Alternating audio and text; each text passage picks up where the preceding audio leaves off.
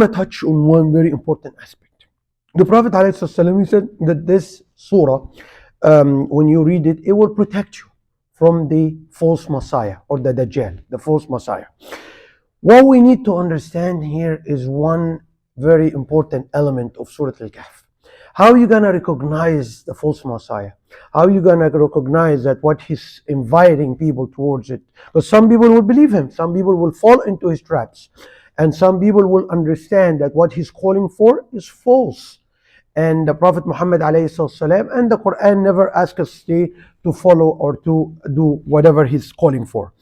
Number one, Allah subhanahu wa ta'ala in this surah, he's showing us and he's telling us from out of the back is knowledge, the ilm. The knowledge is the most important fact. Alhamdulillah, and this is how you're gonna recognize. And we will discuss a little bit how knowledge is being emphasized here in this ayat to give the believer a whole idea about how to differentiate between right and wrong, how to differentiate between the truth and falsehood. So Allah subhanahu wa ta'ala, number one thing he started with, Alhamdulillahi alladhi anzala ala abdihi al-kitab.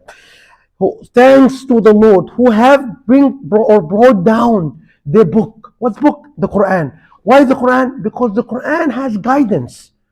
In هذا القرآن يهدي.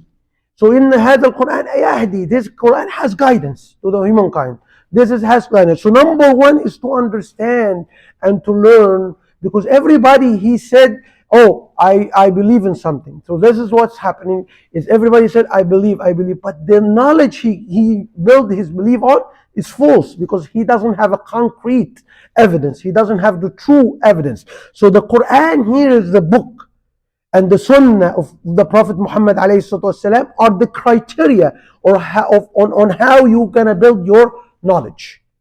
And from that knowledge, we will see in that knowledge how this knowledge will be translated into a belief. And that is what make all these stories, a lot of the stories in this surah, becoming a successful stories, becomes stories of mentioning, worthy mentioning. Allah subhanahu wa ta'ala have mentioning this story because they succeed in acquiring the right knowledge, number one, then translating that true knowledge into belief, into iman, amanu. Then after translating that into iman, they act upon it, amalan salihah. And you're going to see throughout the Surah Al-Kahf, throughout the cave, these three principles have been repeated. You know, ilm, Allah subhanahu wa ta'ala, and ilm, iman, and then ilm, knowledge, iman, belief, and then amal salih. Let's start with, first of all, the beginning of the surah. Allah subhanahu wa ta'ala is talking that this book will be revealed, number one, to warn these people, الَّذِينَ قَالُوا اتَّخَذَ اللَّهُ وَلَدًا. Those Christians, or these people who claim they're Christians and said Allah have begotten a son, Isa alayhi salam. Hasha lillah. You know, so Allah subhanahu wa ta'ala said, مَا لَهُمْ بِهِ مِنْ عِلْمٍ. Indeed, they have no knowledge about it. So the knowledge is lacking. The knowledge is against this book of the Quran. The knowledge doesn't make any sense. So it doesn't. So the true knowledge has to coincide with the reality, and that doesn't really make any sense. It doesn't coincide with the reality, and that's why Allah Subhanahu wa Taala says, "Ma lahum bi min ilm." Indeed, that knowledge is what is false. Let's jump to the first story. The first story of the people of the cave. What happened to they were from royal families. They had all the money. They have every luxury in life. But then what happened to them? They separated themselves. Why? Because the knowledge came to them. That doesn't make sense. The knowledge doesn't make sense when they worship idols, when they worship statues. That doesn't help them. That doesn't benefit them. Let's go away. So they got the knowledge. Then that knowledge brought into the heart iman. إِنَّهُمْ فِتْيَةٌ آمَنُوا بِرَبِّهِمْ. Indeed, there were youth who have believed in Allah subhanahu wa ta'ala. Then they acquired the iman. And after the iman, they asked Allah subhanahu wa ta'ala for rahmah. And this is another thing which is going to come after. But we said they acquired the knowledge, then the iman, and from that iman they became believers, and Allah subhanahu wa ta'ala took them he bestowed his mercy upon them after that. Then you come after that. That's the first story. You come to the story of the two gardens and the guy who had the garden. The guy, he didn't understood. He didn't understand the truth. He didn't understand the knowledge. The knowledge is what you have gotten it, or what you have gotten from money, what you have gotten from garden, what you have gotten from land, what you have gotten from soil, whatever you got. Is this not from you? It's Allah subhanahu wa ta'ala have given it to you. You to be what? To be thankful, and to be what? To use it in the sake of God, of Allah subhanahu wa ta'ala. So he lacked the principles, he lacked the knowledge about where this coming from, how I'm gonna need to use how I can use those in the righteous, on the right manner. And then Allah subhanahu wa ta'ala, that's why you see the other friend or his friend, he coming, he said, indeed I do not associate partners. That this is coming from God. I have to be thankful to Allah, and I have to bring back all the thanks to Allah subhanahu wa ta'ala. Why is this? Because he got the knowledge that everything coming from Allah, and at any time Allah can take it back. And this is what's happening. If you're not thankful, if we're not thankful about what Allah has given us, and be able to use it in the right way, Allah subhanahu wa ta'ala will take it back from us. And this is number two, the second story. So you have one is knowledgeable, and one is able to understand the mercy and understand the blessing, understand the blessing of knowledge. He used that to have a true belief about Allah subhanahu wa ta'ala, true belief about the bounties, about Allah subhanahu wa ta'ala. And other one on the other side, he didn't believe in that, he didn't acquire the right knowledge, and that his action wasn't righteous enough to be able to get the true belief. Because everybody can claim he's a believer, but the believer is what? If you don't have the true foundation you build your belief on, your belief will fall. Your belief is false. See, that's why you see all the other religions except Islam is falling. Why is falling? Because they don't have the foundation. The foundation is false. That's why they're gonna crack. That people change these narratives. People change these books before they change it from before. And that's why people believe in something which is false, and that's why they cannot continue. They cannot be going, and that's why the society changed the people. And unfortunately, that's what we're seeing right now at this situation. Number four, you come after that, after the second story, you come to the story of the Khidr. The Khidr, which is the companion who's going to teach Musa. The righteous man, the knowledgeable man who's going to teach Musa. You see, Allah subhanahu wa ta'ala said, وَآتَيْنَاهُ مِنْ لَدُنَّا عِلْمًا. Allah subhanahu wa ta'ala, he said, Allah subhanahu wa ta'ala, he said, we have brought down to him, we have given him knowledge.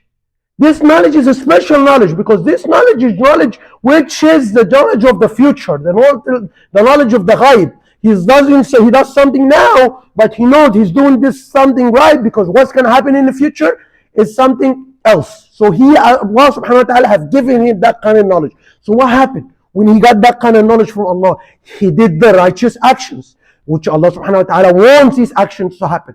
So this is a very important lesson for all of us. Do not underestimate Allah. Allah subhanahu wa ta'ala, everything happening in front of you, everything happening around you is intentionally.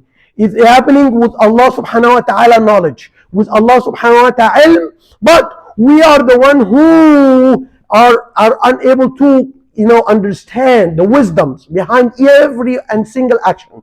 And then the future will prove that what Allah subhanahu wa ta'ala have planned is what Allah subhanahu wa ta'ala have decreed and decided is the true matter. You come to the other three stories, three people, the people of the ship, and the tyrant king. The tyrant king and the people of the ship, what happened? The tyrant king didn't have knowledge. What knowledge? That he didn't have knowledge which he is gonna die, he's gonna come and he will be resurrected, and he will come be judge.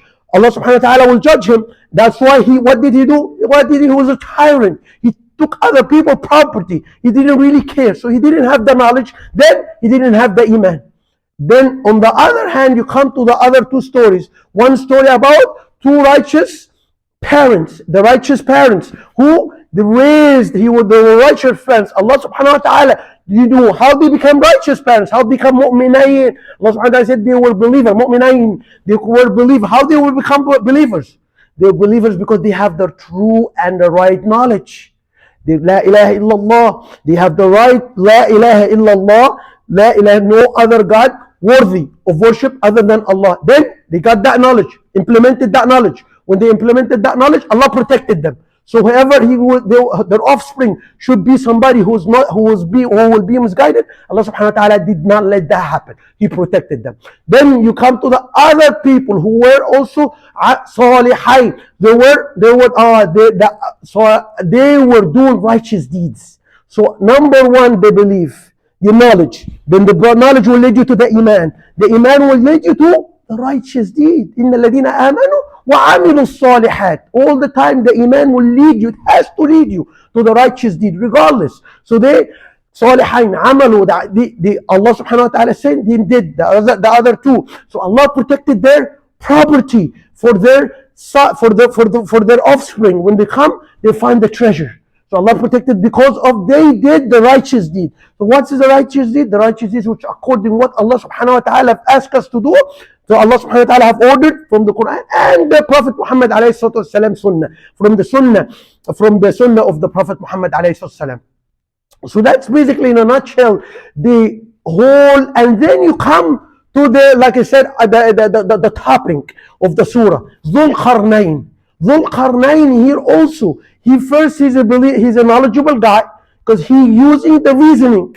Allah subhanahu wa ta'ala وَأَتْبَعَ سَبَبًا. He's using reasoning. And here logical reasoning is all about knowledge. It's all about doing the right deductions, doing the right reasoning, doing the right inferences. And that is what the guy, Allah subhanahu wa ta'ala, he was أَتْبَعَ سَبَبًا. He was using reasoning. He was using knowledge. Then that knowledge led him to iman. And from that iman, he was inviting people for iman. Whoever does good, he was giving him good. And whoever is doing bad, he will torture him or send him, and he said Allah subhanahu wa ta'ala will also take care of him after he died.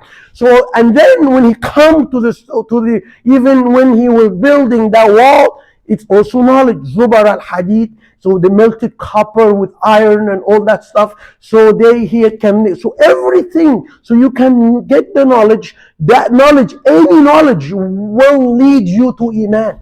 Knowledge of even the worldly knowledge, if you get into it deeply and understand it and mix it with the religious knowledge of La ilaha illallah Muhammad Rasulullah, will increase your iman. When they increase your iman, will lead you to the amal salih, the righteous deed. And that is what Allah subhanahu wa ta'ala keep repeating in this throughout the whole surah. Three things: knowledge, iman, amal salih.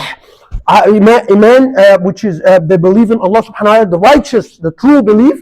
And then number three, that will lead to amal salih, or the true or the righteous deeds.